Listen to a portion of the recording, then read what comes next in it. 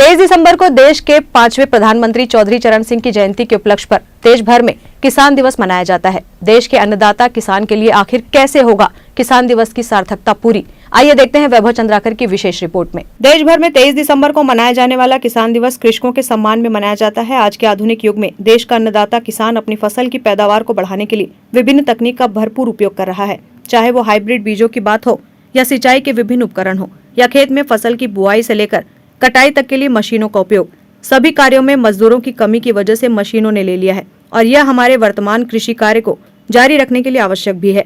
लेकिन फसल की पैदावार बढ़ाने की अंधी दौड़ भूल चुके हैं कि वर्षों से कर रहे रासायनिक खादों का अंधाधुंध उपयोग हमारी भूमि की उर्वरा शक्ति क्षीण करता जा रहा है। फसल की पैदावार भले ही बढ़ा रही हो, लेकिन इसके दुष्परिणाम वर्तमान पीढ़ी के ऊपर देख सकते हैं। लोगों का शरीर असमय व कम उम्र में ही असाध्य बीमारियों का घर बनता जा रहा है। किसान ये नहीं समझ पा रहे हैं कि आने वाली पीढ़ी के लिए वे बेजान और बंजर भूमि छोड़कर जाएंगे।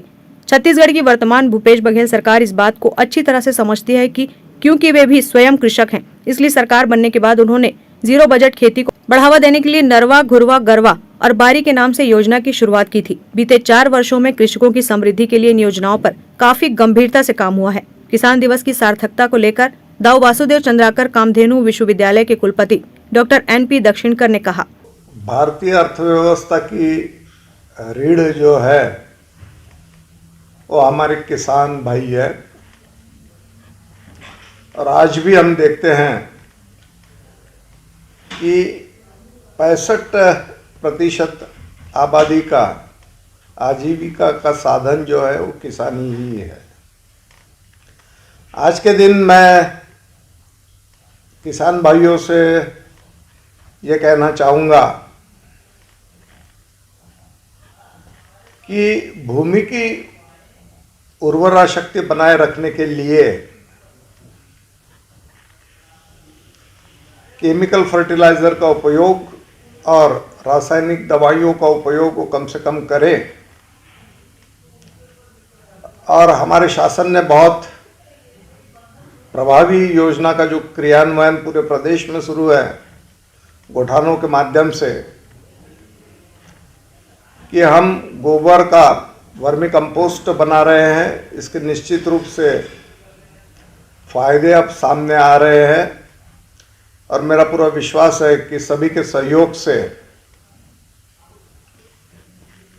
हमारा राज्य भी एक ऑर्गेनिक फार्मिंग की तरफ बढ़ रहा है और आने वाले कुछ सालों में निश्चित रूप से छत्तीसगढ़ की पहचान ये ऑर्गेनिक स्टेट करके होने लगेगी। इसमें आप सभी लोगों का सहयोग अपेक्षित है।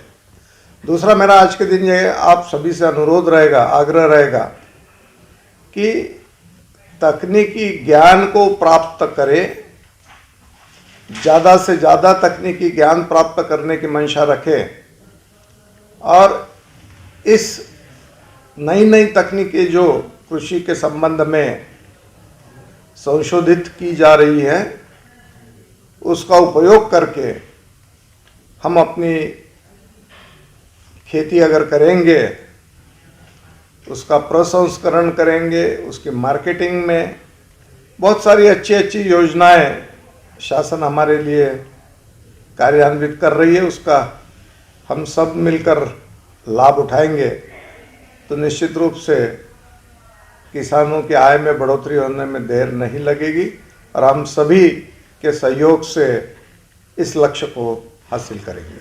ग्रैंड न्यूज के लिए दुर्ग से वैभव चंद्राकर की रिपोर्ट।